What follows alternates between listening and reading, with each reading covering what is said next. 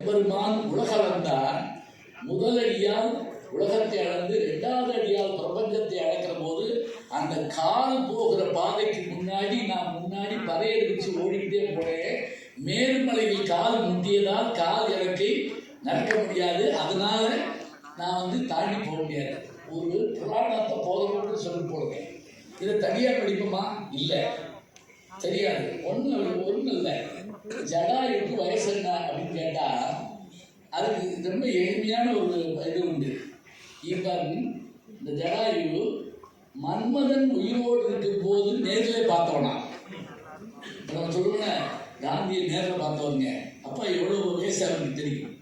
ஏன்னா மன்மதன் அடிக்கப்பட்டா நம்ம சொல்கிறோம். அதுபோல் நான் போகிறப்ப எனக்கு கால் போயிடுச்சு, நான் போகல. அங்கே சொல்கிறான், எனக்கு போவேன், திருப்பி வர முடியாது. அவன் சொல்கிறான். எல்லாரும் சேர்ந்து ஆஞ்சநேயன்கிட்ட சொல்லி உன்னால் முடியும், நீ சமாளிக்கக்கூடிய செய்ய ஆற்றல் சொல்ல சொல்ல சொல்ல சொல்ல அற்புதமாக அந்த உருவம் வளருது மகேந்திர மனைவி.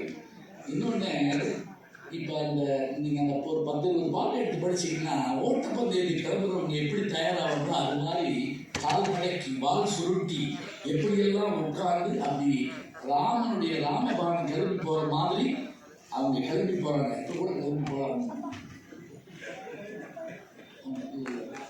இந்த ராமபானம் கிளம்பி போகிற மாதிரி நான் சொல்கிறப்ப கூட கிளம்பி போகலான்னு நான் சொன்னேன்.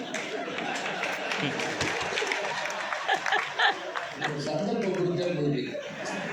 ராமபானம் கிளம்பி போகிற மாதிரி அனுமன் கிளம்பினான்னு அப்போ நீங்கள் கிளம்பினீங்கன்னா கரெக்டாக அந்த சொல்லி வந்துட்டேன். என்ன உண்மையிலே அவங்க இவ்வளவு நேரத்தை நமக்கு ஒதுக்கிறதுலாம் சாதாரண கிடையாது. எத்தனை கோப்புகள் அவங்க கையெழுத்துறதுக்கு காத்திருக்கோம். எத்தனை பேர் இருப்பாங்க. முதல்ல 3-4 பேருமே எனக்கு ஒரு மாதிரி பார்த்துட்டு தான் இருக்காங்க. எந்நேரம் முடிச்சு எந்நேரம் அவங்க வீட்டுக்கு போய் சாப்பிட்டு நம்ம எந்நேரம் வீட்டுக்கு போய் எல்லாம் இதுதான் செய்யலாம். இது கூட பரவாயில்ல. நான் எந்நேரம் மதுரைக்கு போய் அப்படியே வச்சு பாருங்க. இதெல்லாம் தாண்டி நான் காலையில் மதுரைக்கு போனோம்.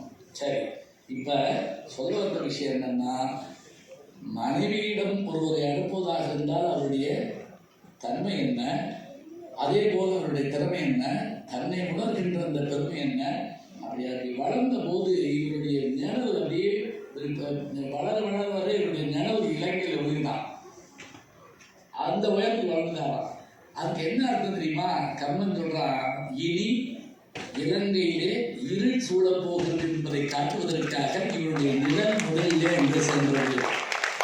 போகிற போக்கில் சொல்கிறாங்க. அழகா இருக்கும்.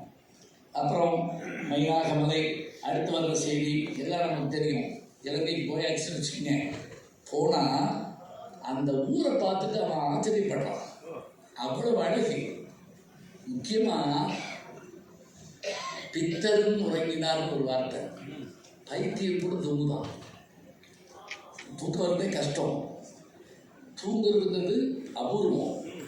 சிலர் தூங்குறதே கோபமாக பார்த்துருக்கீங்களா? ஏன்னா அவனுக்கு தூக்கம் வராது. ஒரு கணவன் நல்லா தூங்கிட்டு இருக்கான், அவனை அடித்து எழுப்பியிருக்காங்க மனைவி. என்ன பதறி எழுந்திரிச்சிருக்கான். தூக்க மாத்திரை சாப்பிடாம படுத்துட்டீங்க. நல்ல வேலை கரைச்சி காதல் ஊற்றாம சொன்னோம்னா எப்படியாவது கொடுத்துருவேங்கிறதுக்காக அங்கே எல்லாரும் உறங்குறாங்க. அவ்வளோ நல்ல ஊர்.